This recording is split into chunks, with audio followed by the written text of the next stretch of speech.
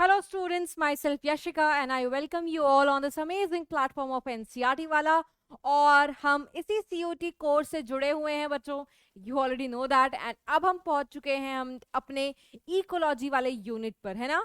And ecology में जो हम सबसे पहला चैप्टर डिस्कस करने वाले हैं that is organism and population, जिसको हमने टर्म टू में विजेता वाले सीरीज में भी कवर किया था, क्योंकि ये वाला जो पोर्शन था इसको CBSE ने डिलीट नहीं किया था।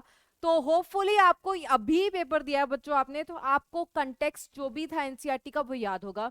अगर याद नहीं है बच्चों तो ये बहुत बड़ा चैप्टर है ना। माइक्रोब्स और स्ट्रैटेजीज में मैम थोड़ा थोड़ा ब्रीफ दे रही थी, इसका ब्रीफ 15-20 मिनट में इतना पॉसिबल नहीं है, और होगा तो पूरा टॉपिक कवर नहीं हो पाएगा। तो फायदा क्या है अगर पूरा टॉपिक कवर ना हो पाए? तो क्या करना है, अगर आपने अभी तक वन शॉट वो लेक्चर नहीं देखा है, रिवाइज नहीं करके आए हो हाल फिलहाल में, पॉज करो, पहले वो लेक्चर देखो। वो अप्रोक्स 4 आवर का लेक्चर पूरा वन शॉट बना था इस चैप्टर पर, उसको मतलब उसको पूरा रिवाइज करो। रिवाइज करने के बाद बच्चों आपको ये बेनिफिशियल होगा, अदरवाइज नॉट, है ना। क्योंकि आपको पता है इकोलॉजी वाला जो यूनिट है उसमें चीजें याद भी करनी है समझने के साथ, है ना। समझना तो है ही, और उसके बाद जो कंसेप्ट है, जो चीजें हैं, जो डेफिनेशन है, आपको याद रखना पड़ेगा, अदरवाइज आप भूल जाओगे, है ना।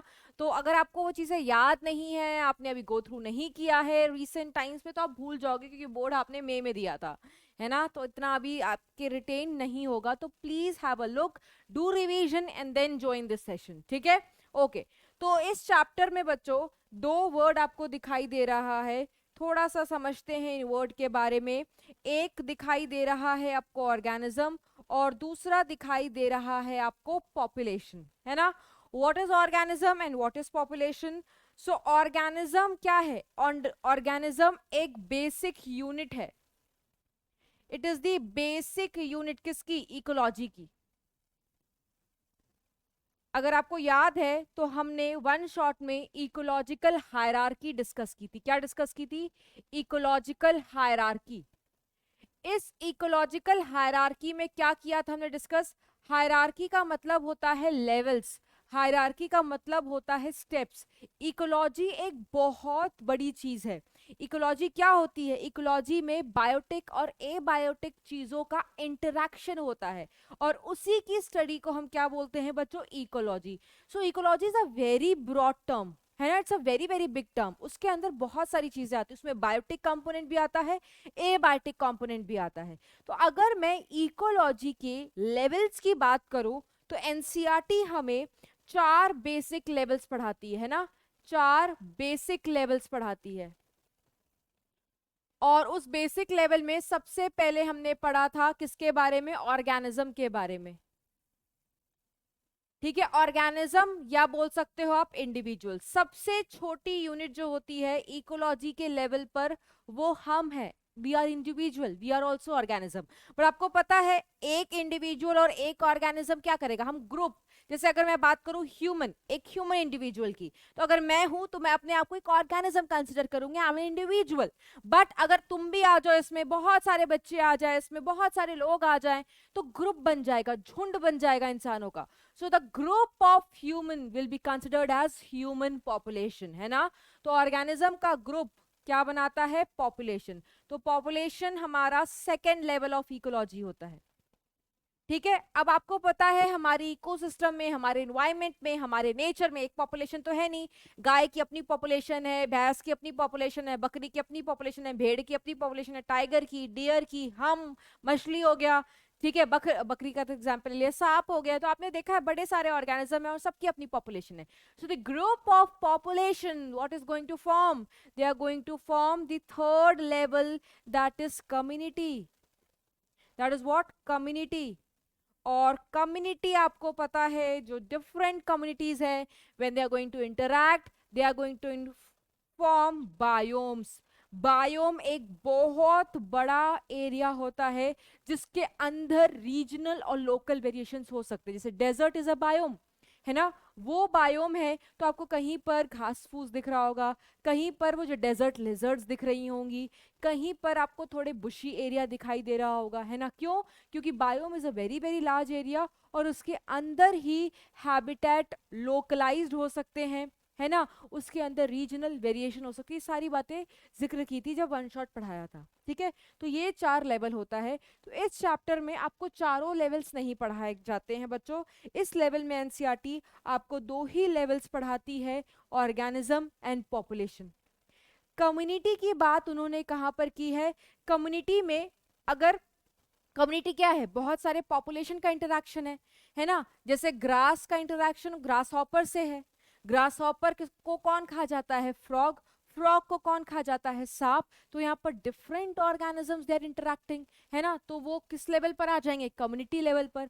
तो कम्युनिटी लेवल पर क्या होता है, फूड चेन होता है, और क्या होता है, फूड वेब होता है। तो इस चैप्टर में फूड चेन फूड वेब नहीं है, ये आपको नेक्स्ट चैप्टर में पढ़ाया गया है। एनसीईआरटी इस चैप्टर में पर्टिकुलरली इस लेवल और इस लेवल से ही डील करती है, ठीक है।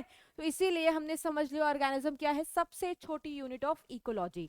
और आपको पता है एक ऑर्गेनिज्म, ठीक है, एक जगह पर रहता है ना। तो उस जगह को क्या कहते हैं जहां पर वो रहता है, उस जगह को कहते हैं हैबिटेट।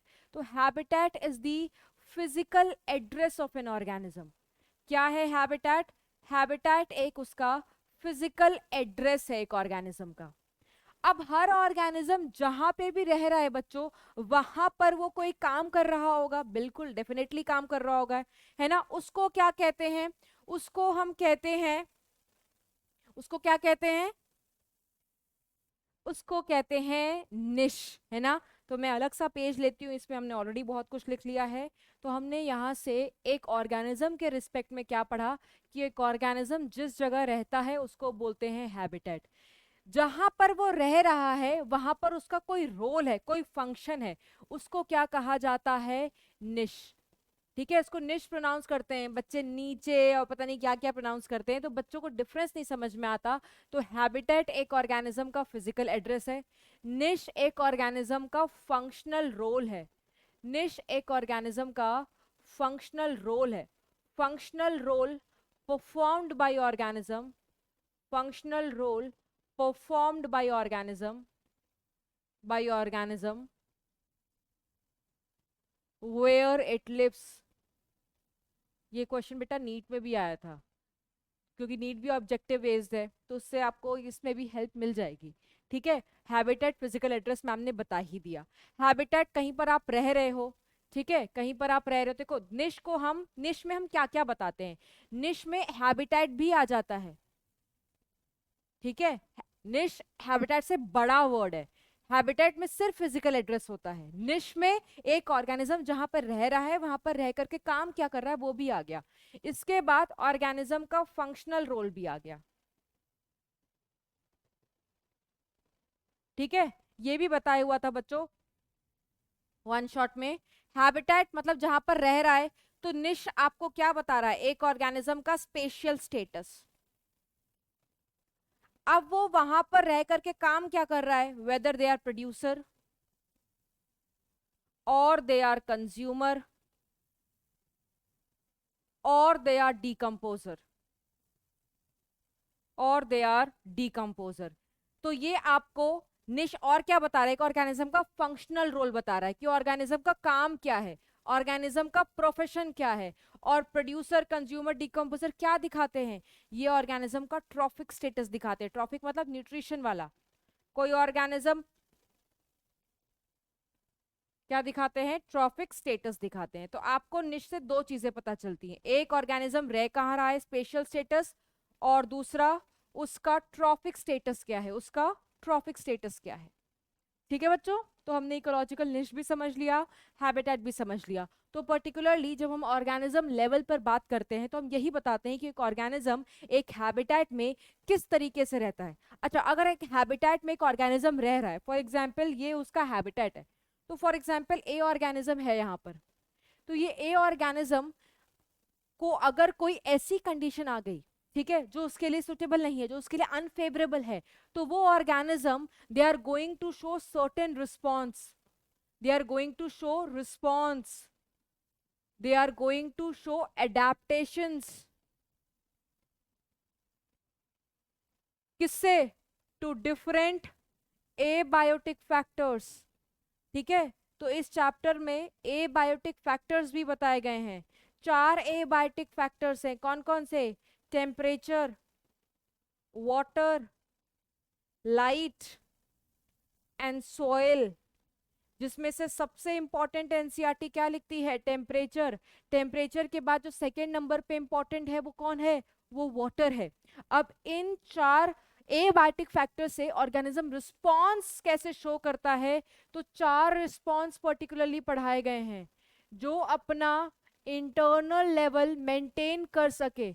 जैसे हमें अभी इतनी गर्मी पड़ रही है, टेम्परेचर बाहर 44 डिग्री है, ठीक है, बट हमारा बॉडी टेम्परेचर तो 37 डिग्री है, वो तो नहीं बदल रहा। मतलब हम अपने इंटरनल बॉडी टेम्परेचर को कांस्टेंट ही रख रहे हैं, हमें कोई फर्क नहीं पड़ रहा। Why? Because we are regulator, हमें टेम्परेचर से कोई फर्क नहीं पड़ रहा है ना। हम इस एबायोटिक फैक्टर टेम्परेचर को कैसे रिस्पॉन्स शो कर रहे हैं? By regulating the internal body temperature, we are not changing.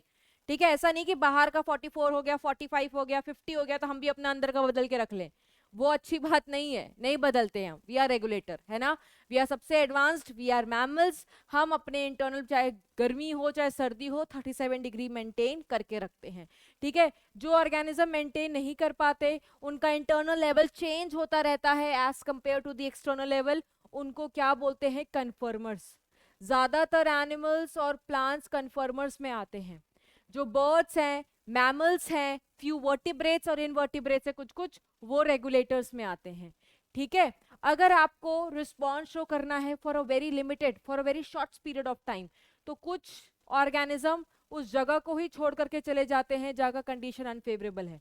जैसे रशिया में साइबेरिया में एक साइबेरियन क्रेन्स है, वहां का टेम्परेचर जो बहुत ठंडा होता है तो वहां से भाग करके इंडिया चली आती हैं, है ना। तो भाग गएंगी, एस्केप कर जाएंगी उस टाइम को, और जब ठीक हो जाता है तो वापस उड़ करके चली जाती है, that is said to be migrate. और कैसे अवॉइड कर सकते हो? थ्रू सस्पेंड, है ना। जैसे विंटर के टाइम विंटर स्लीप में चले जाओ, समर के टाइम समर स्लीप में चले जाओ, और जू प्लैंकटॉन्स एक सस्पेंडेड स्टेज में चले जाते हैं, जिसको क्या बोलते हैं बच्चों? जिसको बोलते हैं डायापॉस। कुछ रिकॉल तो हो रहा होगा, कुछ तो मदद मिल रही होगी। और इसके अलावा ये तो 4 रिस्पॉन्स बताए गए हैं कि ऑर्गेनिज्म क्या क्या शो कर सकता है। पर्टिकुलरली 2 मेन रिस्पॉन्स रेगुलेटर और कन्फर्मर्स होते हैं। ये दोनों का कब? शॉर्ट ड्यूरेशन के लिए इस्तेमाल किया जाता है। ठीक है, जब शॉर्ट ड्यूरेशन हो, कम टाइम के लिए आपको उस जगह से भागना है। जैसे हम भी भाग जाते हैं ना गर्मी के टाइम पर, we go to Himachal, we go to Uttarakhand, थोड़े टाइम, थोड़ा 1 हफ्ते 2 हफ्ते समर वेकेशन होते हैं तो मम्मी पापा बोलते हैं चलो वहीं रह लेते हैं। कुछ लोग तो घर ही खरीद लिया है ना, उस पर्टिकुलर टाइम में जोन में जब बहुत गर्मी पड़ती है तो वो वहीं रहना पसंद करते हैं, है ना। तो that is said to be migration. ठीक है, उसके बाद कुछ एडेप्टेशंस दिए हुए हैं, वो एडेप्टेशंस हम धीरे धीरे जब क्वेश्चन डिस्कस करेंगे तो साथ ही साथ एडेप्टेशंस भी डिस्कस करते चले जाएंगे। ठीक है, तो ये सारी बातें किस में आई हैं? ऑर्गेनिज्म में। क्या एक ऑर्गेनिज्म का जो एट्रीब्यूट्स है वो पॉपुलेशन के एट्रीब्यूट से मैच करेगा? नहीं बच्चों। अगर मैं ऑर्गेनिज्म में एक इंडिविजुअल की एडेप्टेशन बताऊंगी, ठीक है, तो पॉपुलेशन में ऐसा थोड़ी होगा। जैसे पॉपुलेशन में बहुत सारे ऑर्गेनिज्म है, ग्रुप ऑफ ऑर्गेनिज्म है, तो पॉपुलेशन में हम बर्थ रेट की बात करते हैं। पॉपुलेशन एट्रीब्यूट में बर्थ रेट आता है, और क्या आता है? डेथ रेट आता है, और क्या आता है? सेक्स रेशियो आता है, और क्या आता है? एज पिरामिड की बात करते हैं, एज पिरामिड की बात करते हैं। याद करो जब कोविड-19 की डेथ्स बताई जाती थी न्यूज में, तो वो 1-2 इंसान की थोड़ी बताई जाती थी कि आज फलाने की डेथ हो गई बिकॉज ऑफ कोविड, आज वाई पर्सन की डेथ हो गई बिकॉज ऑफ कोविड। वो तो जब हमारे फैमिली रिलेटिव्स में सुनते तो हम बोलते थे वो एक्स पर्सन की आज डेथ हो गई है, हार्ट अटैक आ गया या जो भी है। तो हम क्योंकि एक इंडिविजुअल की बात करते थे तो हम सिर्फ डेथ की बात करते थे, लेकिन न्यूज वाले ग्रुप ऑफ ह्यूमन पॉपुलेशन की बात करते थे तो वो डेथ रेट की बात करते थे। तो आप खुद देखो, क्या पॉपुलेशन और ऑर्गेनिज्म के एट्रीब्यूट सेम है? नहीं। यहां हम डेथ रेट की बात कर रहे हैं जहां पर हम मास में लेकर के लोगों को चल रहे हैं, और यहां पर एक इंडिविजुअल की बात कर रहे हैं जब हम एक बंदे की डेथ को डिस्क्राइब कर रहे हैं, है ना। सिमिलरली हम अपना, अगर फॉर एग्जाम्पल आपसे पूछा जाए बच्चा एक्सपर्ट, जैसे मान लो कोई ना कोई एक बच्चा होगा, किसी बच्चे का एग्जाम्पल लेती हूँ, मेरा एग्जाम्पल लो, यशिका। ठीक है, कि I am individual, I am an organism, ठीक है, तो मेरा एक बर्थ है, ठीक है, that is said to be birthday, but population में आप क्या निकालते हो, बर्थ रेट निकालते हो, ठीक है। उसके बाद ऑर्गेनिज्म में आप जेंडर बताते हो कि इसका सेक्स मेल है या फीमेल है, फॉर्म भरते हो ना, ठीक है। तो जैसे फॉर एग्जाम्पल मैं अपना एग्जाम्पल हूं तो I will write my gender my sex as a female, but population में we talk about sex ratio, जहां पर फीमेल और मेल का रेशियो निकाला जाता है, ठीक है। कितनी नंबर ऑफ फीमेल है, कितनी नंबर ऑफ मेल है पर्टिकुलर स्टेट में। और आपको पता है कुछ कुछ स्टेट में sex ratio is very very less, है ना, क्योंकि वहाँ फीमेल्स को, आपको पता है ये सारी चीजें चीजें धीरे धीरे चेंज हो रही हैं। बट यस, पॉपुलेशन में we talk about sex ratio. यहाँ पर मैं अपनी age, for example my age is x, for example I am talking about population में मैं क्या बात करूंगी, एज पिरामिड की बात करूंगी। जैसे मैं आपके एक कॉलोनी, एक मोहल्ला ले लिया है ना, उसमें मैं देखूंगी कितने ज्यादा बूढ़े लोग हैं, मतलब 50+ वाले हैं, पोस्ट रिप्रोडक्टिव, ठीक है, जो रिप्रोड्यूस नहीं कर सकते, कितने रिप्रोडक्शन वाली एज में है और कितने यंगर एज में है। तो मैं बहुत सारे लोगों को मास में लेकर के वो सर्वे करूंगी, तो that would be considered as a population attribute. तो वो किसके अंदर आएगा, एज पिरामिड के अंदर आएगा।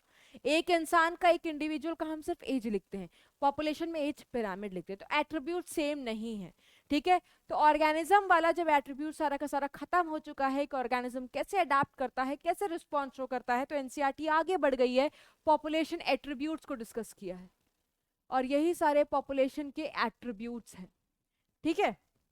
तो जैसे जैसे हम क्वेश्चन डिस्कस करेंगे तो हम कुछ कुछ टॉपिक्स पे क्वेश्चन है तो साथ ही साथ डिस्कस करते रहेंगे, ठीक है।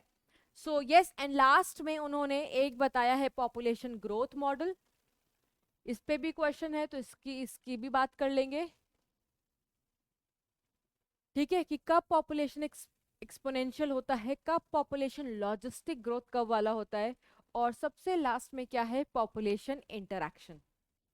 अब ऑब्वियसली बात है बेटा, हम अकेले तो है नहीं इस पॉपुलेशन में घास भी है, पेड़ भी है, फ्रॉग भी है, सांप भी है, ग्रास हॉपर भी है, टाइगर भी है, डियर भी है।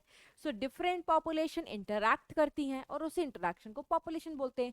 कोई किसी का खाना बन जाता है, कोई किसी को खा लेता है ना। Such kind of interaction in a population that is said to be population interaction. इसके बड़े सारे टाइप्स होते हैं। Again as we gonna discuss the question, we gonna take the different population interaction, वहीं पर रिवाइज करा देंगे, ठीक है। सो स्टार्ट करते हैं हम अपने पहले क्वेश्चन के साथ बच्चों। सबसे पहला क्वेश्चन जो है हमारा, दैट इज, ये देखो, what is vital index of a population is represented by, ठीक है। तो what is vital index, vital index निकालने का बेटा एक फॉर्मूला होता है, and that formula is natality minus mortality. No, ऐसा नहीं होता, वो फॉर्मूला होता है natality upon mortality into 100। This is right. You know what is natality बच्चों, नेटालिटी को एन से रिप्रेजेंट करते हैं, और ये क्या होता है, बर्थ रेट होता है, पर कैपिटा बर्थ, ठीक है। मोर्टालिटी का मतलब क्या होता है, डेथ रेट होता है। तो birth rate upon death rate को मल्टीप्लाई कर दो 100 से, that will give you the formula of vital index. बाकी सारे के सारे ऑप्शंस आर रॉन्ग, ये ऊपर नीचे कर दिया है, ठीक है। यहाँ पर ओवरऑल 100 से मल्टीप्लाई होगा, इन्होंने सिर्फ 100 से मल्टीप्लाई कर दिया है, गलत है। नेक्स्ट है, some species are capable of burrowing into the soil to hide and escape from the above ground heat. Such adaptations are referred as. ये एडाप्टेशन में एनसीईआरटी में लिखा हुआ है कि जो डेजर्ट लिजर्ड्स होती हैं बच्चों, वो क्या करती हैं, वो एक तरीके का बिहेवियरल अडेप्टेशन शो करती हैं। व्हाट इज बिहेवियरल अडेप्टेशन, उनके बिहेवियर में अडेप्टेशन है। बिहेवियर, जैसे हम सर्दी के टाइम पर क्या करते हैं बच्चों, सर्दी के टाइम में आपको पता है कितनी सर्दी होती है, आपको ठंड लग रही होती है, सूरज भगवान जी आते नहीं ऊपर, तो जैसे ही सूरज जी आते हैं आसमान में आपको दिखाई देता है तो आप बालकनी में चले जाते हो, या बाहर निकल जाते हो, मंजी डाल लेते हो, छत पर चले जाते हो, वाई, कहते हैं ना धूप सेकने जा रहे हैं थोड़ा, है ना, धूप सेकने जा रहे हैं। और जब आपको लगता है कि आपको अच्छी खासी हीट मिल गई है, then you move into your rooms respective. तो होता क्या है, ये इस तरीके के जो आपने बिहेवियर शो किया है, this is said to be a behaviour adaptation. और इस तरीके का, चलो हम तो अपनी मस्ती में चले जाते हैं, छत पे जाने के बड़े सारे रीजन हो सकते हैं, है ना, बट कुछ ऐसे ऑर्गेनिजम्स हैं जो सच में इस तरीके का अडेप्टेशन शो करते हैं उस हीट को लेने के लिए या उस हीट से बचने के लिए, है ना। और वो कौन है, लिजर्ड्स। ये क्या करती हैं, जब इनको लगता है कि इनका बॉडी टेम्परेचर लो होने लगा है, ठीक है, तो ये क्या करती हैं, ये सन में चली जाती, दे मूव इनटू द सन। ठीक है, सन बाथ लेती है मस्त मजे में। ठीक है, सन बाथ ले लिया। अब जब इनको लगता है कि इनका बॉडी टेम्परेचर क्या हो गया है, हाई हो गया है, बहुत ज्यादा धूप सेक लिया इन्होंने, ठीक है, जादू बन चुके हैं। जब इनका बॉडी टेम्परेचर हाई होता है तो they move into the shade, अपने बरों में घुस जाती हैं। ठीक है, तो ये सारी बातें हमने पढ़ी थी टर्म 2 के रिवीजन के टाइम पे भी। तो such adaptation is said to be behavioural adaptation. Psychological adaptation मतलब साइकोलॉजी से related, sorry psychologically, physiological adaptation का मतलब something which is related to physiology. जैसे अगर आप रोहतांग पास जाते हो या लेह लद्दाख जाते हो, and recently I have been to the gurudwara Hemkund Sahib, जो आपका उत्तराखंड में बद्रीनाथ से 20 किलोमीटर पहले होता है। आप जो जाते हैं उधर उनको पता होगा, वो गुरुद्वारा बहुत ज़्यादा हाइट पर है, I guess 12,000 feet above sea level. Google कर लेना, आपको पता चल जाएगा। तो वहाँ पर ऑक्सीजन की बहुत ज़्यादा कमी है। तो जनरली लोग वहाँ पर कपूर को लेकर के ट्रैवल करते हैं। वाई? बिकॉज कपूर से कहते हैं कि अगर आपको प्रॉब्लम हो रही है, क्यों प्रॉब्लम होगी, क्योंकि इतनी ज़्यादा सी लेवल के ऊपर हाइट है, और जितनी ज़्यादा ऊपर जाते हो बच्चों, वहाँ का प्रेशर, एटमॉस्फेरिक प्रेशर बहुत लो होता है। और आपने बायोलॉजी में पढ़ा होगा, धीरे धीरे वहाँ पर ऑक्सीजन की भी कमी होने लगती है। तो बहुत लोग they start suffering from altitude sickness, और बहुत लोग बेटा वहाँ पर जा भी नहीं पाए थे। ठीक है, वो कहते हैं ना, कहते हैं ना, जैसे वैष्णो देवी के लिए या कहीं के लिए भी, जैसे अजमेर शरीफ जाना हो, कहीं पे भी जाना हो, तो आपको कहते हैं ना वो बुलावा आना चाहिए। तो डेफिनेटली वो बुलावा नहीं आता तो लोग लौट जाते हैं, क्योंकि प्रॉब्लम इतनी सारी होती है ना। So yes, what I was telling you, हाँ, ऑल्टीट्यूड सिकनेस के बारे में। तो ऑल्टीट्यूड सिकनेस क्या होता है, बहुत लोग जब ले ट्रैवल करते हैं ना, तो मैंने पिछले लेक्चर में भी शायद बताया है कि उनको एक्लिमेटाइज करने में टाइम लग जाता है, क्योंकि ले की भी जो सी लेवल की हाइट है that is very very high, है ना। तो ऑल्टीट्यूड सिकनेस से सफर होने लगते हैं, तो बॉडी रिस्पॉन्स शो करती है, फिजियोलॉजिकल रिस्पॉन्स है वो, आरबीसी का प्रोडक्शन इंक्रीज होता है ना। सो यस, तो उसको बोलते हैं फिजियोलॉजिकल। मॉर्फोलॉजिकल मतलब बाहरी रूप से चेंज होना। जैसे कैक्टस में आपको मॉर्फोलॉजिकल अडेप्टेशन मिलती है, क्यों? क्योंकि कैक्टस एक जीरोफिटिक प्लांट है।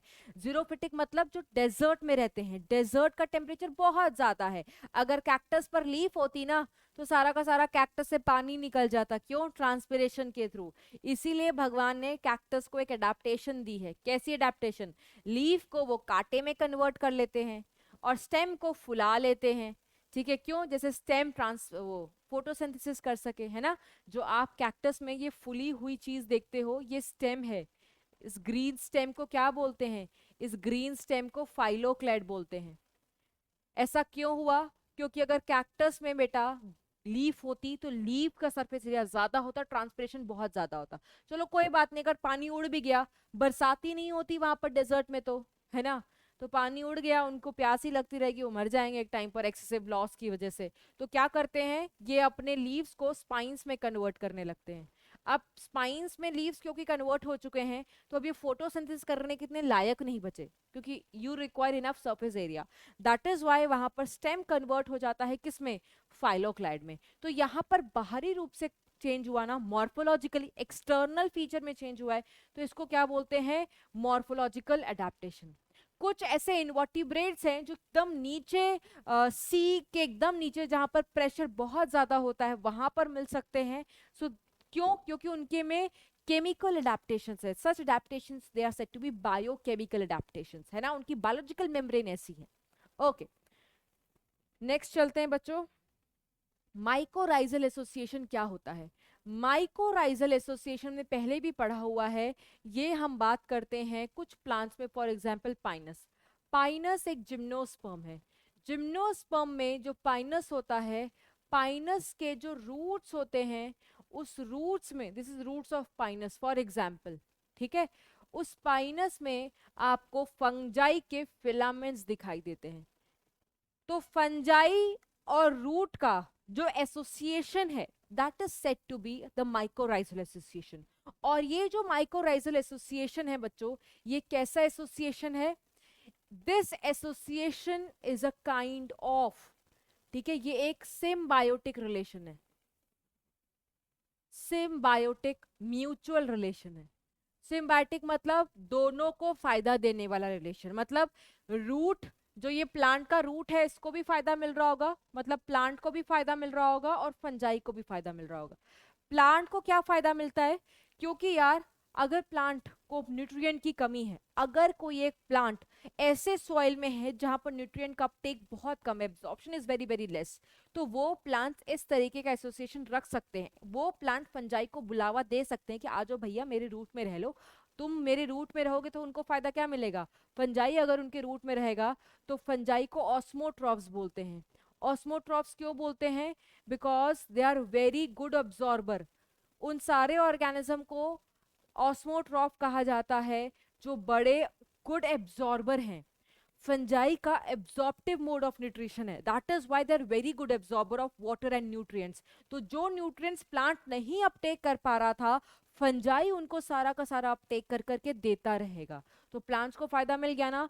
प्लांट्स को किस रिस्पेक्ट में फायदा मिला, plants get nutrition from fungi, whereas fungi को क्या फायदा मिला, इसको फ्री फंड में रहने के लिए मिल गया शेल्टर। तो जब गिव एंड टेक रिलेशनशिप, आपने गिफ्ट दिया इन रिटर्न आपको गिफ्ट मिला, that give and take relationship set to be the symbiotic और द म्यूचुअल, और इसको पाइनस के केस में माइकोराइजल बोलते हैं, है ना। तो वो ऑप्शन देख लेते हैं, observed in all higher plants that is not necessary. जैसे साइकस, साइकस जिम्नोस्पर्म है एक, ठीक है, उस जिम्नोस्पर्म में माइकोराइजा थोड़ी मिल रहा है, ठीक है, उसमें क्या मिलता है, उसमें आपको एनाबिना मिलता है, एनाबिना का एसोसिएशन मिलता है, ठीक है।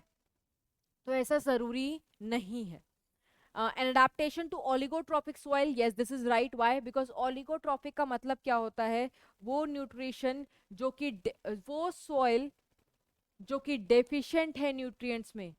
तो अगर ऐसे सॉइल में जो प्लांट्स रह रहे हैं वो अगर माइकोराइजा का एसोसिएशन शो करने लगे, तो फंजाई की वजह से, फंजाई की प्रेजेंस की वजह से अब उनमें जो न्यूट्रिएंट की डेफिशिएंसी है, एब्जॉर्प्शन वुड बी इजी। तो उन प्लांट्स के लिए बहुत अच्छा है जो कहाँ पर रह रहे हैं, ओलिगोट्रॉपिक सॉइल में। तो वो प्लांट्स अगर माइकोराइजल एसोसिएशन शो करेंगे तो absorption of nutrients would be very very good. Okay okay, next. In an interaction between two species, one species remain unaffected and the other species is benefited. एक species को कोई फायदा नहीं हो रहा है unaffected, दूसरे species को फायदा हो रहा है, इस तरीके के रिलेशनशिप को क्या बोलते हैं, जीरो प्लस। देख लो कहाँ दिया हुआ है जीरो प्लस, ऑप्शन नंबर 3 में, ठीक है। माइनस जीरो बेटा एमेंसलिज्म होता है। एमेंसलिज्म को एक को घाटा दूसरे को कुछ नहीं, तो घाटा माइनस से दिखाते हैं, और दूसरे को कुछ नहीं मतलब neutral, neutral that is denoted as zero. Plus और माइनस पैरासिटिज्म का भी हो सकता है, पैरासिटिज्म का और प्रिडेशन का।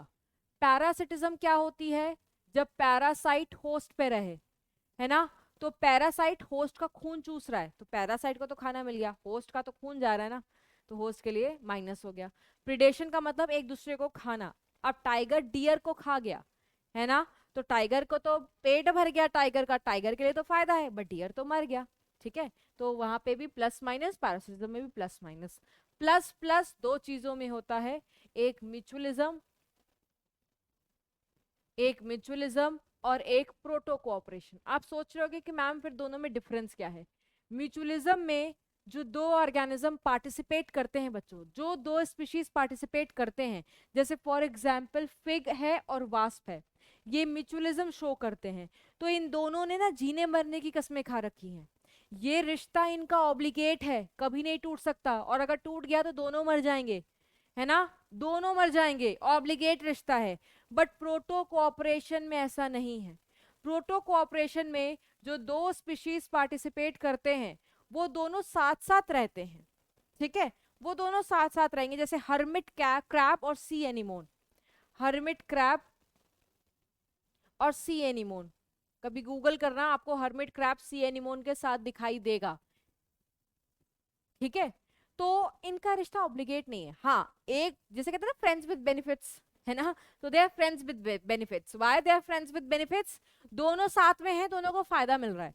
अगर एक चला भी गया ना, तो ऐसा नहीं है वो दूसरे के पीछे रोना पीटना मचा देगा और मर जाएगा, नहीं, दूसरे को ढूंढ लेगा, इट्स ओके, लाइफ है भैया, we have to move on, है ना। यस, तो इनका रिश्ता ऑब्लिगेट नहीं है। बट इनका रिश्ता ऑब्लिगेट है, ये डिफरेंस होता है, ठीक है दोनों ही प्लस प्लस वाले। नेक्स्ट आगे चलेंगे। What type of interaction is shown by orchids in their biotic communities? जो एनसीईआरटी हमें ऑर्किड्स का एसोसिएशन बताती है वो ऑर्किड्स और बीज का बताती है, अगर जनरल में बात करूं। और ऑर्किड्स और बीज दोनों किस तरीके का रिश्ते में रहते हैं? म्यूचुअलिज्म वाले रिश्ते में रहते हैं। म्यूचुअलिज्म मतलब ऑर्किड को भी फायदा मिलता है, बीज को भी फायदा मिलता है। ऑर्किड बीज को क्या प्रोवाइड करता है बेटा? पॉलन। और बीज मधुमक्खी इन रिटर्न इनको क्या प्रोवाइड करती हैं? Pollination. So give and take relationship को क्या बोलते हैं हम? म्यूचुअलिज्म या सिम्बायोटिक। अगर ये ना दिया हो तो सिम्बायोटिक या सिम्बायोजम दिया होगा, वो सही है, ठीक है। अगर पर्टिकुलरली ओफायरस वाले ऑर्किड का एग्जाम्पल लिया होता तो मैं कुछ और मार्क करती, अगर और कुछ दिया होता ऑप्शन में, ठीक है। वैसे तो वो भी म्यूचुअलिज्म का एग्जाम्पल है, बट और भी वर्ड्स हैं, ठीक है, मैं आपको बताऊंगी क्या क्या, शायद वो क्वेश्चन है एक। ओके नेक्स्ट चलते हैं बेटा, नेक्स्ट चलते हैं। The phenomena of one organism being benefited without affecting other one. एक same type of question with different language हमने किया है। एक ऑर्गेनिज्म को बेनिफिट मिल रहा है, दूसरे ऑर्गेनिज्म को कुछ नहीं मिल रहा। अगर बेनिफिट पूछा जाए तो प्लस साइन होता है, प्लस साइन पॉपुलेशन इंटरेक्शन में हम बेनिफिशियल इंटरेक्शन के लिए इस्तेमाल करते हैं, माइनस हार्मफुल के लिए इस्तेमाल करते हैं, या डेट्रीमेंटल के लिए।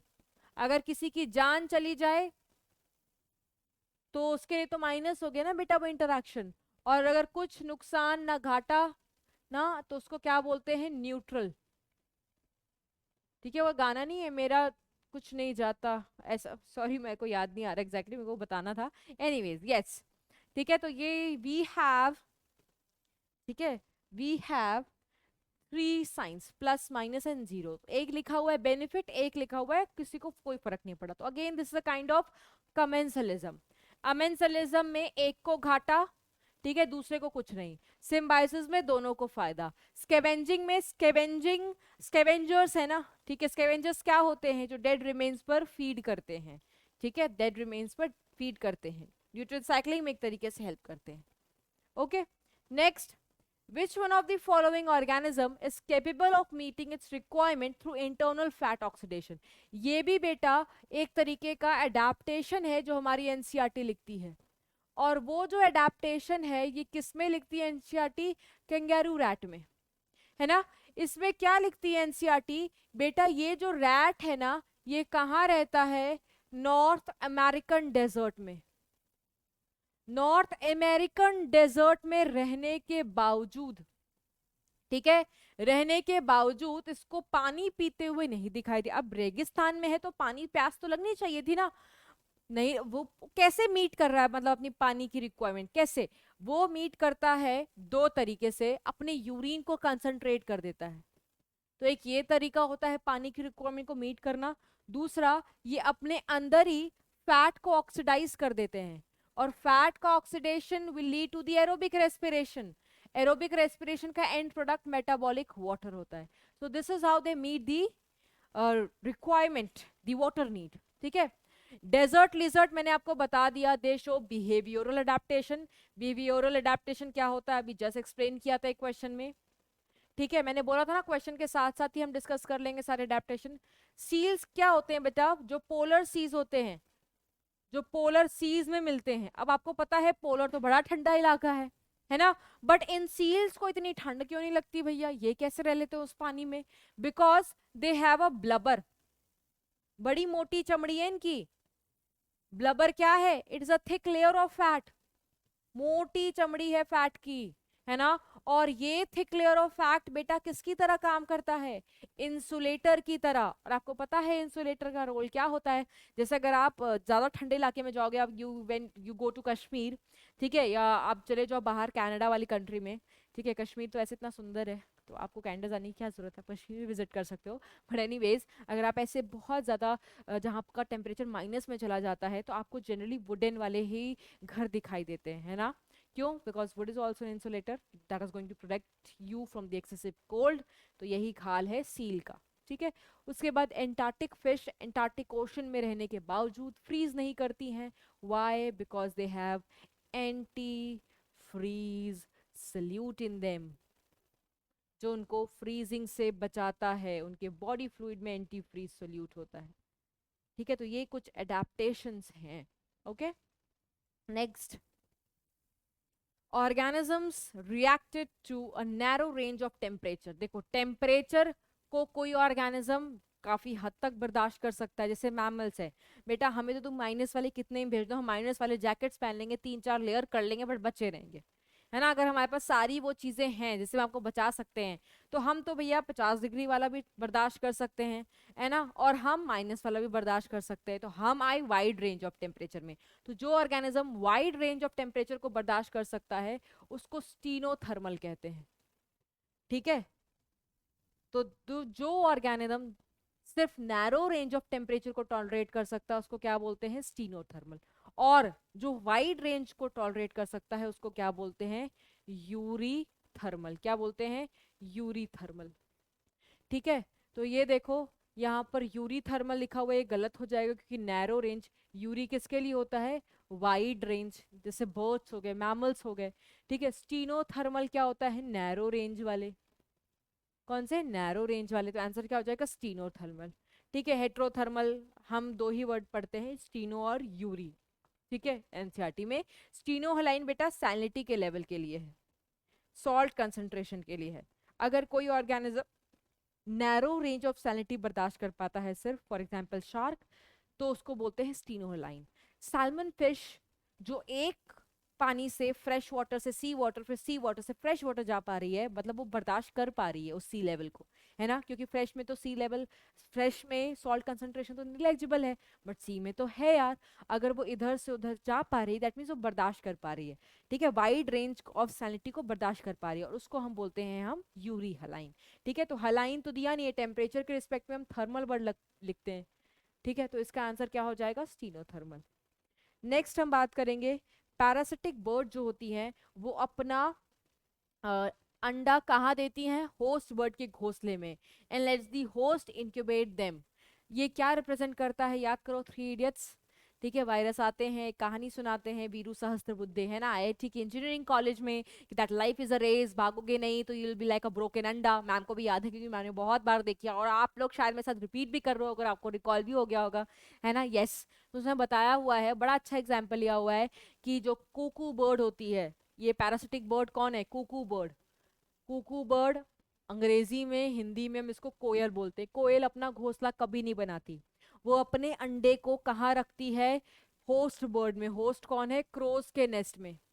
ठीक है, क्योंकि अंडों का जो रूप है, साइज है, वो उनसे रिजेंबल खाता है, क्रो को लगता है वो उनके ही अंडे हैं। ठीक है, उनको प्रॉपर प्यार करते हैं, प्यार in the sense they are going to nourish it. ठीक है, पूरा प्रॉपर इंक्यूबेशन होती है, और जब वो बच्चे बाहर से आते हैं तो आपको पता ही आगे क्या बोला गया था, उनके अंडों को धक्के मार के बाहर गिरा देते हैं, है ना। तो such kind of parasitism which is shown by cuckoo bird और the koel bird, that is said to be brood parasitism. ठीक है, ब्रूड पैरासिटिज्म। एक्टोपैरासिटिज्म क्या होता है, जब कोई पैरासाइट होस्ट बॉडी के ऊपर रहे।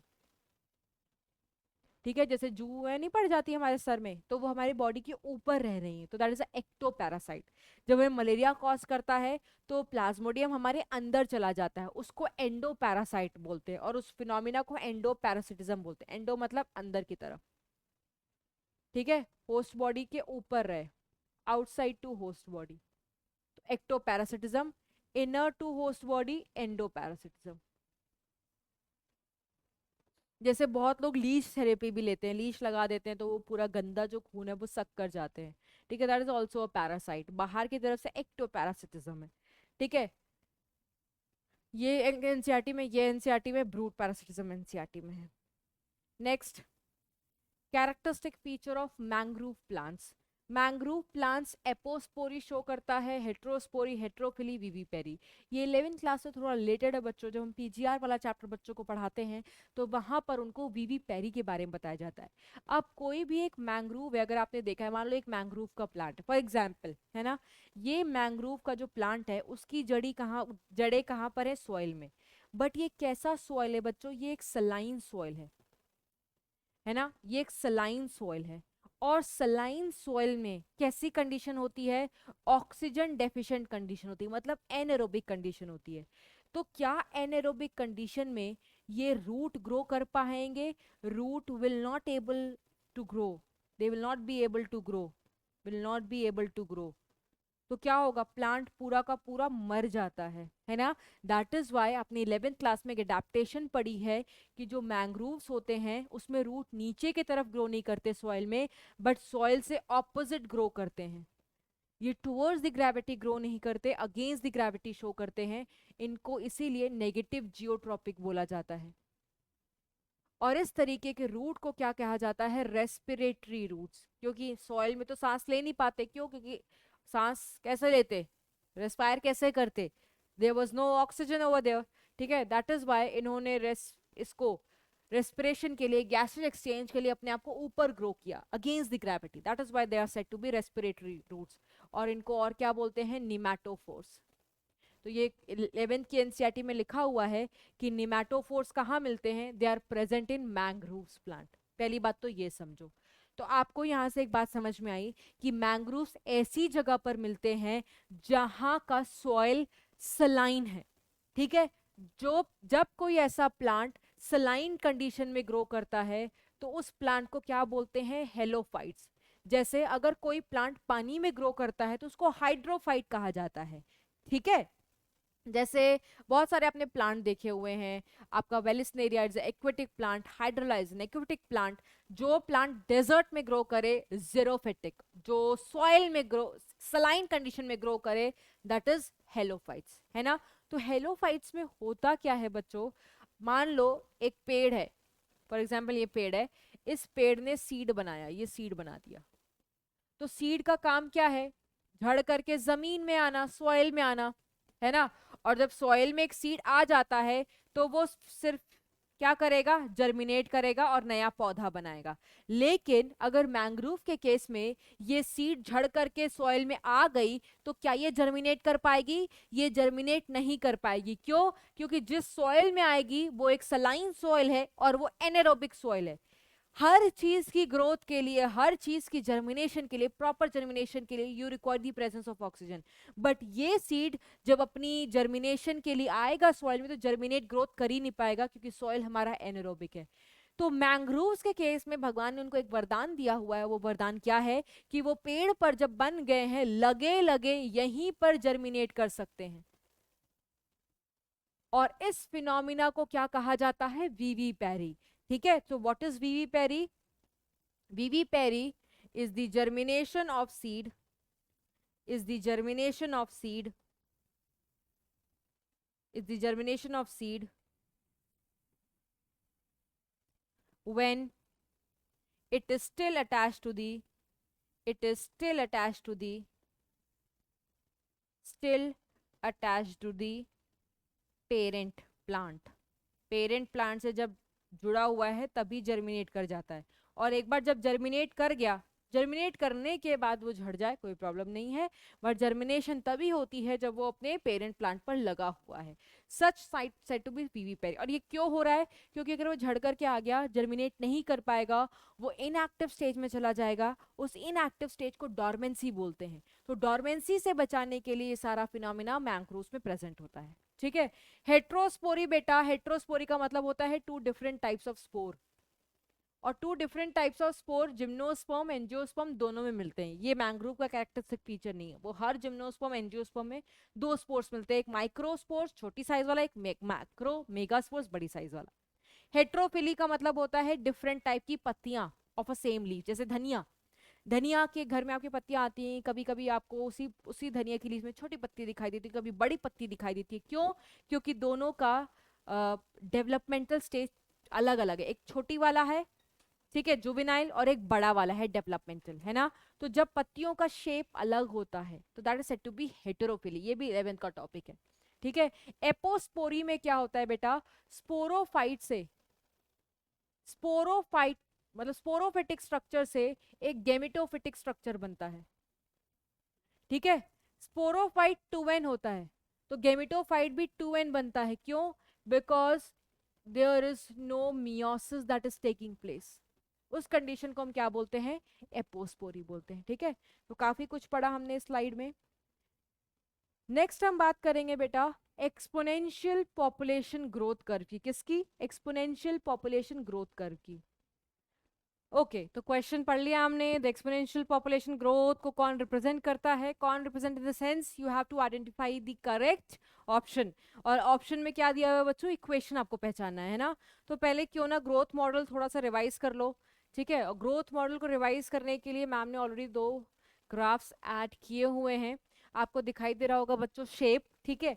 और हमने पढ़ा हुआ है कि जब हम ग्रोथ मॉडल की बात करते हैं तो basically we have 2 types of growth model. एक आपको दिखाई दे रहा है जिसमें कर्व का शेप कैसा है? जे शेप, ग्राफ का शेप जे है। इसमें कैसा है? S shape. As you can see S shape किसके लिए है? इसको हम और क्या बोलते हैं? सिग्मॉइड शेप कर्व, है ना। क्या बोलते हैं? Sigmoid curve. ये 2 कर्व मिलते हैं। सिग्मॉइड वाला कहां पर मिलता है? लॉजिस्टिक ग्रोथ में मिलता है। जे शेप वाला कब मिलता है? एक्सपोनेंशियल ग्रोथ में मिलता है। एक्सपोनेंशियल नाम से ही पता चल रहा है कब मिलेगा? जब पॉपुलेशन की एक्सपोनेंशियल ग्रोथ होते चलेगी। और ये एक्सपोनेंशियल ग्रोथ कब होती है बच्चों? जब रिसोर्स यहाँ पर क्या हो? जब रिसोर्स अनलिमिटेड होता है। बेटा अगर आपको भी फ्री में पता चल जाए ना कि यहाँ पर पिज्जा मिल रहा है, कोई चार्ज नहीं, अनलिमिटेड है, खत्म भी नहीं होगा, है ना, तुम भी चले जाओगे वहां, लाइन लगा के खड़े हो जाओगे कि पिज्जा लेना है फ्री में, है ना। So same goes with every organism. Organism का काम क्या है? ईट, ठीक है, रिप्रोड्यूस और ऑफस्प्रिंग्स बनाना, है ना। तो यहाँ पर भी क्या हो रहा है? ये रिसोर्स को खाएंगे, रिप्रोड्यूस करेंगे, खाएंगे, रिप्रोड्यूस करेंगे, जिसकी वजह से इनका जो नंबर है, the population density will keep on increasing. तो देखो एक जगह पर पॉपुलेशन डेंसिटी, पॉपुलेशन साइज लिखा हुआ है और यहाँ पर टाइम लिखा हुआ है। तो अगर रिसोर्स अनलिमिटेड है तो ऑर्गेनिज्म क्या अचीव कर लेता है? ऑर्गेनिज्म को मिल जाती है उसकी बायोटिक पोटेंशियल। बायोटिक पोटेंशियल का मतलब क्या होता है?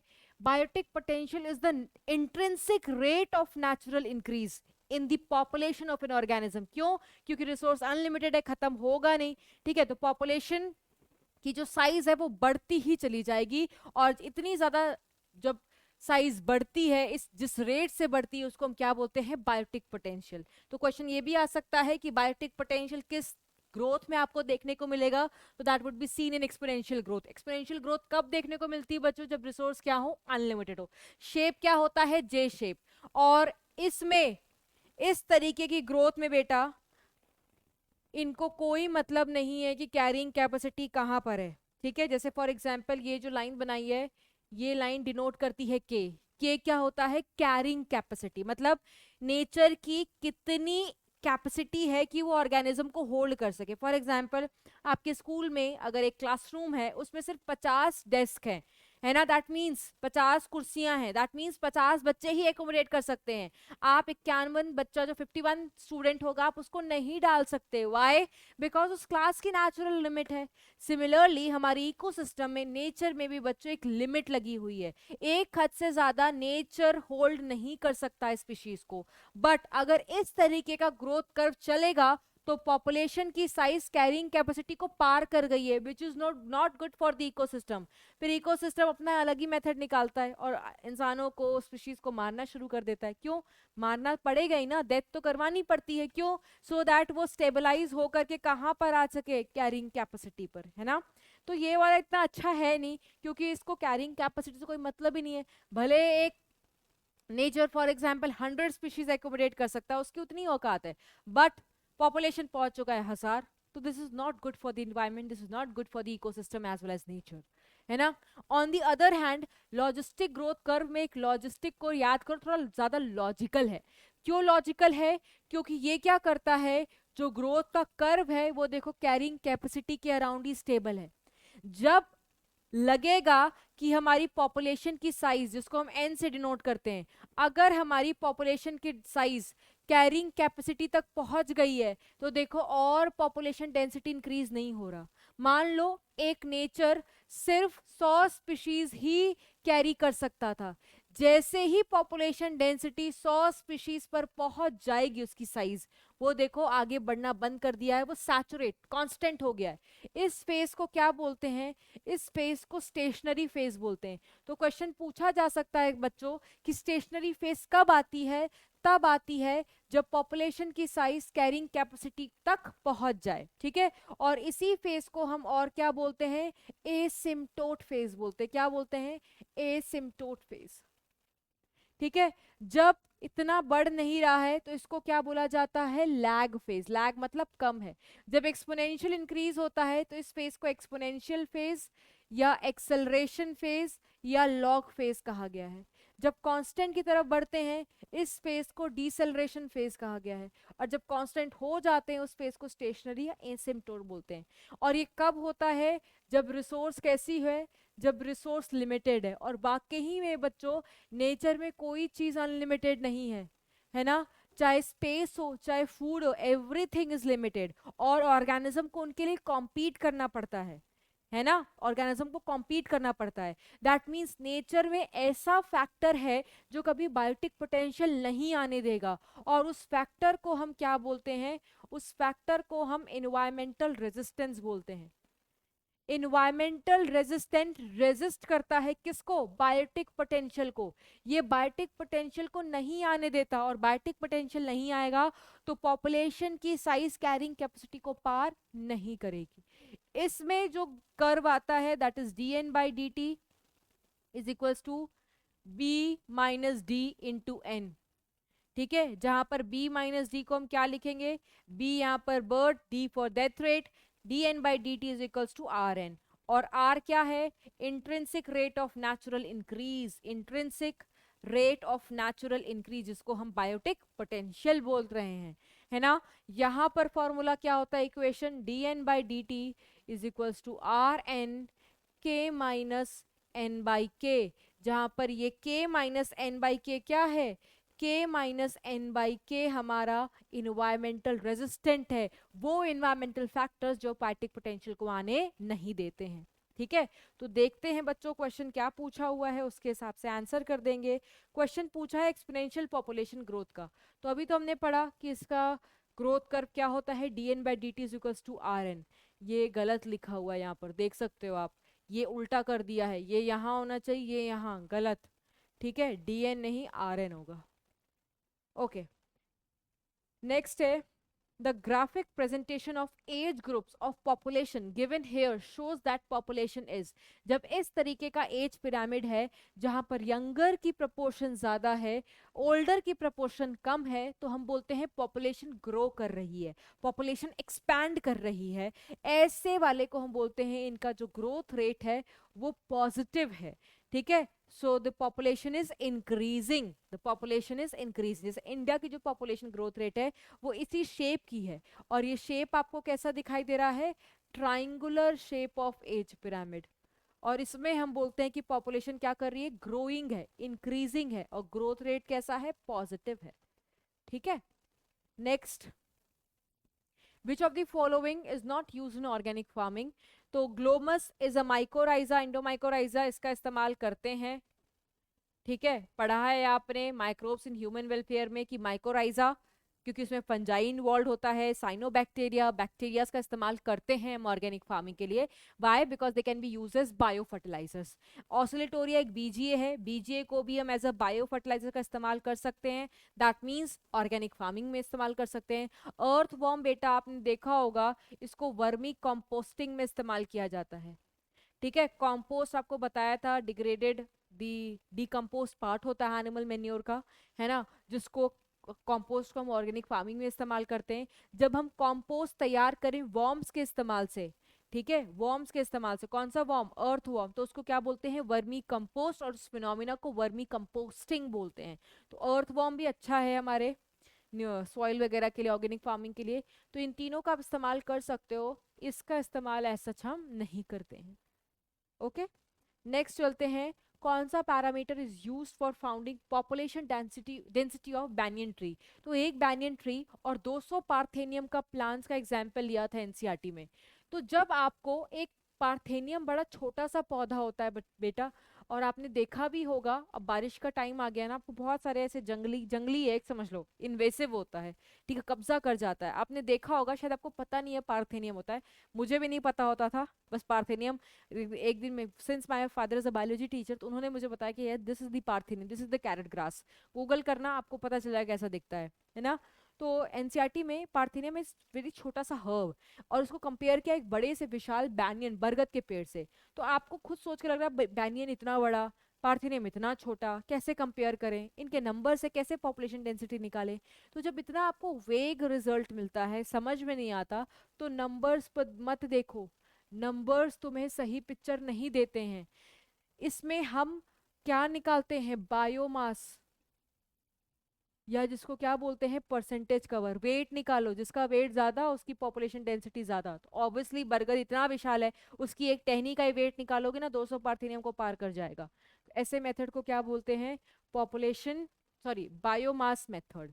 ठीक है, नंबर ऑफ क्रॉप रूट से नहीं निकालते, population count in number, number का इस्तेमाल नहीं करते, नंबर तुम्हें सही रिजल्ट नहीं देगा, रिलेटिव डेंसिटी का भी इस्तेमाल नहीं करते हैं। ठीक है, नेक्स्ट, जीरोफिटिक प्लांट्स हैव। तो जीरोफिटिक प्लांट्स कैसे प्लांट्स होते हैं बच्चों, the one which is found in desert, जहाँ का टेम्परेचर ज्यादा, प्रेसिपिटेशन कम, तो definitely they will have to show certain certain adaptations. जैसे कुछ कुछ अडेप्टेशन मैंने कैक्टस में बताए थे ना, कि लीव्स स्पाइन्स में रिड्यूस हो जाती हैं, स्टेम ग्रीन कलर के हो जाते हैं, फाइलोक्लेड, उनका स्टोमेटा रात में खुलता है। ऐसे स्टोमेटा को क्या बोलते हैं बेटा, ऐसे स्टोमेटा को स्कोटो एक्टिव स्टोमेटा बोलते हैं। स्कोटो का मतलब एक्टिव ड्यूरिंग नाइट, स्कोटो का मतलब night, the stomata is active during night. क्यों, क्योंकि स्टोमेटा अगर रात में खुलेगा बेटा, तो क्या होगा, CO2 अंदर आएगा, और टेम्परेचर इतना ज़्यादा नहीं होता रात में, तो वाटर का जो लॉस होगा वो कंपैरेटिवली कम होगा। अगर यही स्टोमेटा दिन में खुल जाता, दिन का टेम्परेचर रेगिस्तान का पता है ना बेटा, इमेजिन करो, तो जितना ज़्यादा टेम्परेचर उतना ज़्यादा वाटर का loss, transpiration is directly proportional to the temperature, है ना। इसीलिए वो अपना स्टोमेटा दिन में बंद करके रखते हैं और रात में खोलते हैं। तो ये कुछ अडेप्टेशन जीरोफिटिक प्लांट्स में होती है। Apart from this there are other adaptations also. Let me show you one points. Yes, ये देखो, यहाँ पर लिखा हुआ है सारा प्लांट अडेप्टेशन जो जीरोफाइट्स में मिलता है। पहला आप देख सकते हो, ठीक है, स्मॉल लीव्स होंगी, ठीक है, क्यों कि जितनी ज्यादा लीव्स होंगी सरफेस एरिया उतना कम, ट्रांसपिरेशन उतना कम। और क्या होगा, tap roots, these are long roots 7 to 10 meters that reach deep under the ground to access water supplies। ज्यादा जड़ें स्ट्रांग होती हैं, क्यों, क्योंकि आपको पता है रेगिस्तान में बारिश का नाम तो नील बटा सन्नाटा है, तो उनकी टैप रूट्स इतनी स्ट्रांग होती हैं कि डीप इनसाइड तक जाकर के वहां से पानी ला सके, क्योंकि बाहर से बारिश का तो कोई वो है नहीं ना, वो उस पर डिपेंडेंट नहीं हो सकते। ठीक है, स्पाइंस, लीव्स कन्वर्ट हो जाती हैं स्पाइंस में, जैसा कैक्टस में है, सो दैट सरफेस एरिया कम हो, ट्रांसपिरेशन कम हो सके, है ना। वैक्सी स्किन, क्यों, to minimise the water loss. उसके बाद water storage, some plants known as succulent, जैसे एलोवेरा को हम सक्यूलेंट बोलते हैं, ठीक है, सक्यूलेंट्स को अपने घर में रखते बड़े सुंदर सुंदर होते हैं, तो वो क्या करते हैं, they can store water in their stem, leaves, roots और even fruits. Plants will store water in their leaves and stems, they have thick waxy skin so that they lose less water with the transpiration। ठीक है, तो ये adaptation से बच्चों, आओ देख लेते हैं हमारे मतलब का आंसर कौन से ऑप्शन में छुपा पड़ा है, देखते हैं। ये देखो, extensive root system, small and thick leaves, अभी यही पढ़ा कि इनका जो रूट टैप रूट होता है वो बहुत बड़ा लॉन्ग होता है, तो ये सही है। लीव्स स्मॉल हो जाती हैं, ये बात भी बिल्कुल सही है। इनके लार्ज फ्लावर्स होते हैं बेटा, कैक्टस पे बड़े छोटे छोटे फ्लावर्स होते हैं, लार्ज फ्लावर्स नहीं होते। एक्सटेंसिव शूट सिस्टम, नहीं, शूट तो इनका कैक्टस का देखा है ना, बहुत एक्सटेंसिव तो होता नहीं है, बल्कि वो तो फ्लैटन चिपका हुआ या कभी कभी सिलेंड्रिकल होता है, और वो मॉडिफाइड है। ठीक है, और अबंडेंट एयर स्पेसेस, ये हाइड्रोफाइट्स का अडेप्टेशन है, नॉट जीरोफिटिक का। तो जो हमारा आंसर है वो क्या है, option number 1। The logistic population growth is expressed by the equation, अभी मैंने आपको बताया था लॉजिस्टिक में ये वाला गलत है, देखो dn/dt होना चाहिए, ये वाला लॉजिस्टिक के लिए नहीं है, एक्सपोनेंशियल के लिए है। ठीक है, dn/dt k - n/k होगा, एनवायरमेंटल रेजिस्टेंस गलत लिखा हुआ है, yes, D N by D T is equals to R N K minus N by K, जहां पर एन क्या है, पॉपुलेशन की डेंसिटी या पॉपुलेशन की साइज, और के क्या है, कैरिंग कैपेसिटी। ये क्या है, change in population in a given time. ठीक है, आर क्या है, B minus D, birth minus death. Okay, next, which is not a primary coloniser. Primary coloniser क्या होता है, जो जाकर के एक जगह को कॉलोनाइज करना शुरू करे। ठीक है, lichen can be a primary, blue green cyanobacteria green plant होता, पिगमेंट होता है उनके पास। मॉसेस भी कॉलोनाइजर हैं, इकोसिस्टम वाले चैप्टर में पढ़ोगे आप। बट वायरस, वायरस कहाँ कॉलोनाइज करते हैं बेटा, वायरस तो लिविंग ही कंसिडर नहीं करते अगर वो होस्ट बॉडी के बाहर है, तो virus will not be considered as a primary coloniser. Next, the graph shows diagrammatic representation of response of organism against temperature. ठीक है, and you have to find out the correct match. तो ये हमने अभी आपको शुरुआत में पढ़ाया था कि कुछ रिस्पॉन्सेस शो होते हैं टुवर्ड्स एबायोटिक फैक्टर्स। जो ऑर्गेनिज्म अपना इंटरनल बॉडी एक्सटर्नल से बराबर रखते हैं, इनको क्या बोलते हैं, regulator.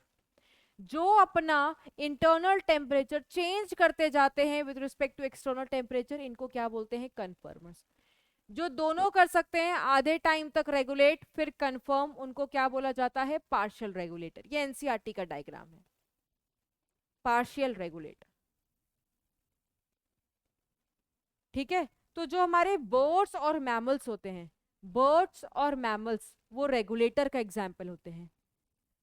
All plants and 99% animals किस में लिखा हुआ है, कन्फर्मर्स में लिखा हुआ है। आओ देखते हैं क्या सही है। ए बर्ड बी मैमल, ए बर्ड बी मैमल बिल्कुल गलत है, बर्ड और मैमल दोनों ही बी में आने चाहिए, ये गलत हो गया। ठीक है, ए प्लांट बी बर्ड्स, हाँ ये तो देखो लिखा हुआ है ए प्लांट बी बर्ड्स, ये सही है, ये वाला सही है। और थर्ड ऑप्शन तो इन्होंने बिल्कुल ही सेम कर दिया है। ठीक है, और उसके बाद सी मैमल्स और बी प्लांट्स गलत लिखा हुआ है बेटा। ठीक है, बी प्लांट्स नहीं है, ए प्लांट्स है, ये वाला गलत है। और मैमल्स रेगुलेटर्स होते हैं। ठीक है, हाँ कभी कभार कंडीशन हो सकती है, पार्शियल रेगुलेटर सिचुएशनल कंडीशन है, कभी कभार कोई एक हद तक कंफर्म कर पाता है फिर रेगुलेट कर लेता है, तो that is a situational condition. Okay, next, which one of the following is not a feature of parasitic adaptation? Parasitic adaptation में बेटा देखो, अगर किसी को पैरासाइट बनना है ना, तो दे शो सर्टेन अडेप्टेशंस। जैसे जितने भी अननेसेसरी सेंस ऑर्गन होंगे वो खत्म हो जाएंगे, उनका जो रिप्रोडक्शन रेट होगा वो बहुत ज्यादा होगा, और उसी रिप्रोडक्शन के रेट को क्या बोलते हैं, फिकंडिटी। ठीक है, तो रिप्रोडक्शन का रेट ज्यादा होगा तभी तो अंदर जाकर के अपने बच्चे बनाएंगे, रिप्रोडक्टिव रेट इज हाई, तो फिकंडिटी का मतलब होता है रिप्रोडक्टिव रेट, तो ये तो सही बात है। Presence of adhesive system, yes, अगर किसी पैरासाइट को होस्ट से चिपकना है तो दे रिक्वायर चिपकने वाला मटेरियल, हुक्स एंड सकर्स। ठीक है, तो ये बात सही है। वेल डेवलप्ड डाइजेस्टिव सिस्टम, बेटा अगर वो पैरासाइट दूसरे के घर में रह रहा है तो उसको अपना डाइजेस्टिव सिस्टम क्या करना है। ठीक है, this is wrong, this is false. Loss of unnecessary sex organ, yes, उसको दूसरे बॉडी के अंदर जाना है, तो अपने शरीर का जितना भी अननेसेसरी पार्ट जो किसी में इन्वॉल्व नहीं होता वो खत्म हो जाता है, दिस इज ऑल्सो ट्रू। ठीक है, तो जो गलत है which is not a feature, that is option number 3। The graphical representation of age distribution for the population is called. जब हम एज को, डिफरेंट एज ग्रुप को, प्री रिप्रोडक्टिव वाले, रिप्रोडक्टिव वाले और पोस्ट रिप्रोडक्टिव वाले को प्लॉट करते हैं पिरामिड के फॉर्म में, तो that is said to be, age को रिप्रेजेंट कर रहे हैं ना, तो उसको क्या बोलते हैं, एज पिरामिड। तो एक पिरामिड एनसीईआरटी का मैंने ऐड किया हुआ है यहाँ पर, you can have a look, just a second, yes this one. तो 3 एज पिरामिड है हमारे ह्यूमन पॉपुलेशन के लिए। एक ये जो एक्सपैंड कर रहा है, इसको इंक्रीजिंग पॉपुलेशन भी बोलते हैं, इसको इंक्रीजिंग पॉपुलेशन भी बोलते हैं। और जब इस तरीके का पॉपुलेशन होता है जहां पर प्री रिप्रोडक्टिव ज्यादा, रिप्रोडक्टिव उससे कम और सबसे कम पोस्ट रिप्रोडक्टिव, तो आप देखो शेप कैसा मिल रहा है, ट्राइंगुलर। ठीक है, और ऐसी ग्रोथ रेट को क्या बोलते हैं, पॉजिटिव ग्रोथ रेट। यहां पर क्या हो रहा है, प्री रिप्रोडक्टिव और रिप्रोडक्टिव वाले का देखो सेम है ना, प्रपोर्शन। तो इस तरीके वाले को क्या बोलते हैं, मेच्योर या स्टेबल पॉपुलेशन। ठीक है, मेच्योर या स्टेबल, और इसको बोलते हैं जीरो ग्रोथ रेट। शेप देखो बेल शेप, यहां पर यंगर का कम, बूढ़ों का ज्यादा, जैसे जापान और इटली में इतनी डेथ्स कोविड के टाइम पे क्यों हो रही थी, सबसे पहली वाली स्ट्रेन में 2020 के टाइम, क्योंकि जो सबसे पहला वाला स्ट्रेन था वो ओल्ड एज पॉपुलेशन पर फर्क ज्यादा दे रहा था, जो जहाँ बूढ़े लोग थे वहां पर डेथ ज्यादा हो रही थी। तो ऐसा वहां पर क्यों था, क्योंकि वहां पर इस तरीके का पॉपुलेशन ग्रोथ, इस तरीके का सॉरी पॉपुलेशन एज पिरामिड है, इस तरीके का age pyramid, this is a declining, declining मतलब बूढ़े की जो प्रोपोर्शन है वो ज्यादा है as compare to the younger, तो इसको बोलते हैं डिक्लाइनिंग। और शेप कैसा आता है, मटके जैसा, इसको बोलते हैं on shape, and the growth is negative growth rate. तो तीन तरीके के एज पिरामिड पॉसिबल हैं हमारे ह्यूमन पॉपुलेशन में। ठीक है, नेक्स्ट आगे चलते हैं बच्चों, आगे चलते हैं। मैमल्स जो कोल्डर क्लाइमेट्स के होते हैं उनका जो ईयर्स है और जो एक्सट्रीमिटीज होती हैं, जो लिम्स, उनकी जो लेंथ है वो शॉर्ट होती है टू मिनिमाइज हीट लॉस। ये रूल कौन सा रूल है बेटा, एलेंस रूल है। ठीक है, बाकी सारे भी एडेप्टेशन रिलेटेड रूल्स हैं, बाकी सारे भी क्या है, एडेप्टेशन रिलेटेड रूल्स होते हैं। बट आपके एनसीईआरटी में जो एलेंस रूल है वो बेटा सबको याद होगा। एलेंस रूल में मैमल्स जो कोल्डर क्लाइमेट के होते हैं they have a shorter year and limbs. तो हमारा आंसर क्या है, हमारा आंसर एलेंस रूल है। बट अगर आपको लगता है आपको बाकी रूल्स भी जानने हैं तो उसके लिए ऑलरेडी एक स्लाइड एडेड है, यू कैन सी कि बर्जमैन, रेंज एंड जॉर्डन्स रूल क्या होते हैं। बट एनसीईआरटी हमारी एलेंस रूल ही बताती है, तो बच्चों को सबको पता होगा। तो बर्जमैन रूल क्या होता है, बर्जमैन रूल ये कहता है कि वो पॉपुलेशन और वो स्पीशीज जिनका साइज, ठीक है, बड़ा होता है, लार्जर साइज वाले, वो कहाँ पर मिलते हैं आपको, कोल्डर क्लाइमेट में। और वैसे भी एनसीईआरटी बोलती है ना कि क्यों छोटे ऑर्गेनिज्म, ठीक है, आपको ठंडी जगहों पर कोल्डर क्लाइमेट्स में नहीं मिलते हैं, क्यों, क्योंकि छोटे ऑर्गेनिज्म का surface area by volume ratio ज्यादा होता है। ठीक है, और इस ज्यादा होने की वजह से वो अपनी बॉडी हीट को जल्दी लूज कर देते हैं, और उनको बॉडी हीट वापस से चाहिए तो उनको एक प्रोसेस परफॉर्म करना पड़ेगा, थर्मो रेगुलेशन। और छोटे से जो जानवर हैं वो इतना एक्सपेंसिव प्रोसेस, एनर्जी वाइज बहुत एक्सपेंसिव है, तो वो अफोर्ड नहीं कर सकते। And that is the reason the smaller organisms they are not found in the colder climates. कौन मिलता है, भारी शरीर वाले ऑर्गेनिजम्स, है ना। ये एक रूल है, that is Bergmann's rule. Range rule एक बर्ड्स के लिए रिलेटेड दिया हुआ है, अगेन एडेप्टेशन रिलेटेड ही है, कि जो बर्ड्स कोल्डर रीजन में मिलते हैं बच्चों, उनका विंग कैसा होता है, नैरो होता है। ठीक है, और वार्मर वाले में जो मिलते हैं उनका विंग्स ब्रॉडर होता है। ये साइंटिस्ट ने दिया था, इसलिए इनके नाम पर रूल बन गया है। जॉर्डन्स रूल फिश से रिलेटेड दिया गया है, एग्जाम्पल के तौर पर ले रही हूँ। जो फिश लो टेम्परेचर में मिलते हैं उनका वर्टिब्रीज नंबर ज्यादा होता है as compare to the fish which are present in the warm water. तो ये एलेंस के अलावा तीन रूल्स ऑप्शन में दिए थे जो हमने ले लिए हैं। नेक्स्ट है लॉजिस्टिक ग्रोथ कर्व के लिए the influence of environmental resistant over biotic potential is denoted by, मैंने आपको बताया था ना एनवायरमेंटल रेजिस्टेंस का फॉर्मूला क्या होता है, K माइनस एन बाय के। This is the environmental resistant जो बायोटिक पोटेंशियल को रिस्ट्रिक्ट होता है, उसको अचीव नहीं होने देता। ठीक है, नेक्स्ट चलते बेटा आगे। एसिम्प्टोट इज अ स्टेज, अभी मैंने आपको बताया था एसिम्प्टोट वो स्टेशनरी वाली स्टेज होती है जब हमारा पॉपुलेशन का साइज कहां पर पहुंच जाता है, कैरिंग कैपेसिटी। तो ये स्टेज कब आती है, इसी स्टेज को एसिम्प्टोट बोलते हैं। और कब आती है, जब पॉपुलेशन की साइज कहां पहुंच जाए, कैरिंग कैपेसिटी के अराउंड, है ना, कैरिंग कैपेसिटी के अराउंड। तो ऑप्शन नंबर फोर्थ। नेक्स्ट आगे चलते हैं बेटा। The minimum number of individuals of a population which can be supported with optimum resource for their survival. Yes, her nature की अपनी एबिलिटी है, जितनी वो किसको होल्ड कर सकता है, स्पीशीज को होल्ड कर सकता है, सो दैट इनको प्रॉपर रिसोर्स वगैरह प्रोवाइड कर दे, उसको क्या बोलते हैं, उसको हम कैरिंग कैपेसिटी बोलते हैं। इन्वायरमेंटल रेजिस्टेंस में वो इन्वायरमेंटल फैक्टर्स आते हैं जो बायोटिक पोटेंशियल नहीं होने देते।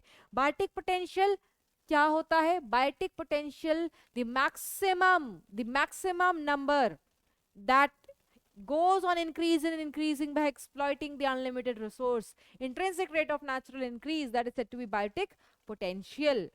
ठीक है, next, orchid resembling female insect with ability to get pollinated. Yes, orchid में सारे species pollination करा दें, पॉलिनेटिंग एजेंट्स को दे दें तो बहुत बढ़िया बात था।